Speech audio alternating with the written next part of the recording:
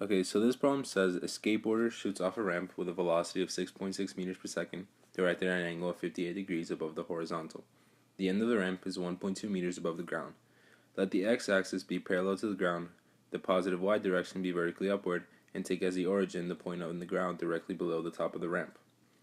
Part A asks how high above the ground is the highest point that the skateboarder reaches, and Part B says when the skateboarder reaches the highest point, how far is this point horizontally from the end of the ramp?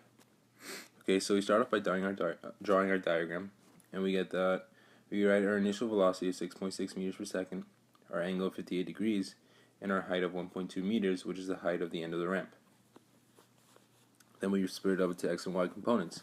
Our x components, in order to find our initial x velocity, we do the cosine of 58 times 6.6 to give us 3.50. This is basic trigonometry. In order to find the x component of a triangle, we have to use cosine of 58 times 6.6 to give us 3.5. And then for our final velocity, we know it would be the same as the initial velocity because our acceleration is 0. And we don't know our distance or our time. For our y components, we use the same strategy, except now we're using sine of 58 times 6.6 to give us 5.6. And our final velocity, since is 0, because since in part A it asks us what is the highest point that the skateboard reaches, we know that in a highest point problem we have to use our final velocity in the y of 0. Acceleration in the y is always negative 9.81, and we don't know our distance and our time.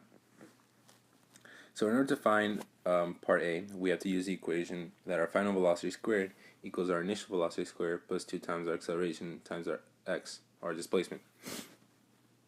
So we plug in our values for the y, and we get that our displacement in the y is 1.6 meters, which is the highest point that the projectile reaches.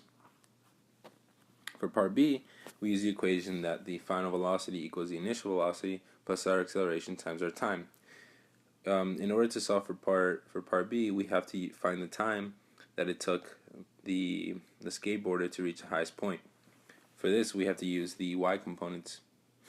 So we use the y components to find our time, and since we know that time in the y components and time in the x components are the same, we can now use this time to solve for the